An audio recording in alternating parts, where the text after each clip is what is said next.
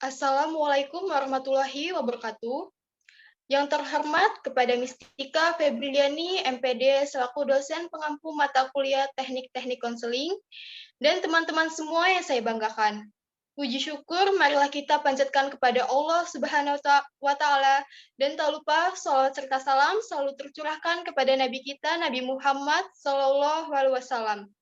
Kami dari kelompok 13 yang terdiri dari Adi Setiawan dan Happy Srasi Aska Kenda. Pada hari ini kami akan mempresentasikan makalah kami yang berjudul Pendekatan Behavior. Untuk penjelasan lebih lanjut, marilah kita simak dengan seksama penjelasan pertama yang akan disampaikan oleh Happy Srasi Aska Kenda. Kepada Happy, dipersilakan. Pendekatan behavioral didasari oleh hasil eksperimen yang melakukan investigasi tentang prinsip-prinsip tingkah laku manusia.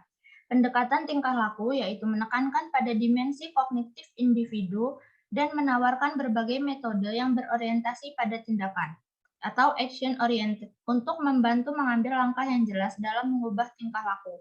Ciri utama konseling behavioral yang dikemukakan oleh Krumboltz tahun 1965 adalah sebagai berikut.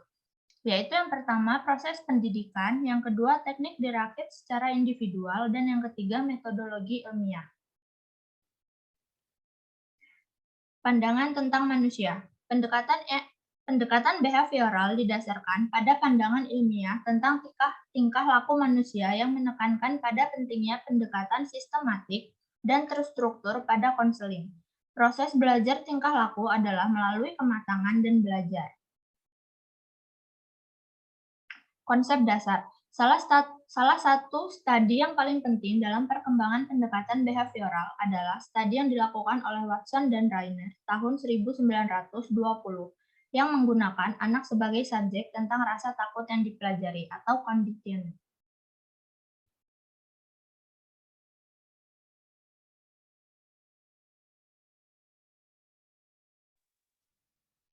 Berikutnya, peran dan fungsi konselor. Peran aktif, direktif, dan menggunakan pengetahuan ilmiah untuk menemukan solusi dan persoalan individu. Fungsi sebagai guru, sebagai pengarah, dan ahli yang mendiagnosa tingkah laku yang maladaptif.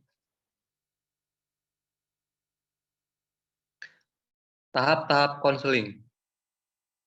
Melakukan asesmen, menetapkan tujuan, implementasi teknik, evaluasi, dan pengakhiran.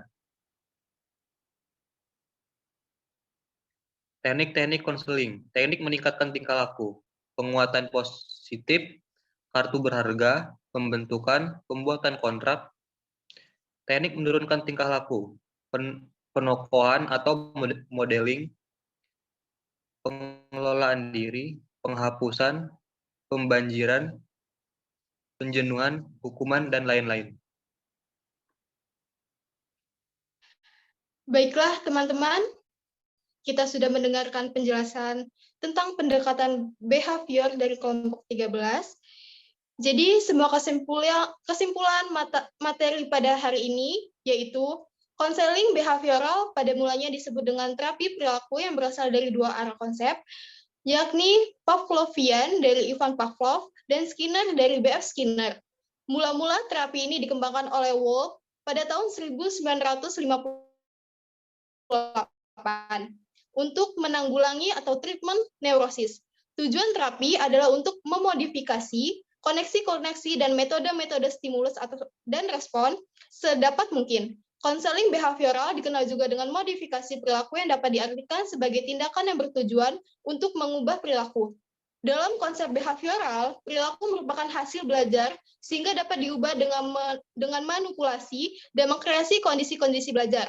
Pada dasarnya, proses konseling merupakan suatu penataan proses atau pengalaman belajar untuk membantu individu mengubah perilakunya agar dapat memecahkan masalah. Demikian kesimpulan yang dapat saya sampaikan. Kami dari kelompok 13 mohon undur diri. Terima kasih atas perhatiannya teman-teman semua. Dan mohon maaf apabila ada kesalahan baik dalam penyajian materi ataupun menjawab pertanyaan. Saya akhiri. Wassalamualaikum warahmatullahi wabarakatuh.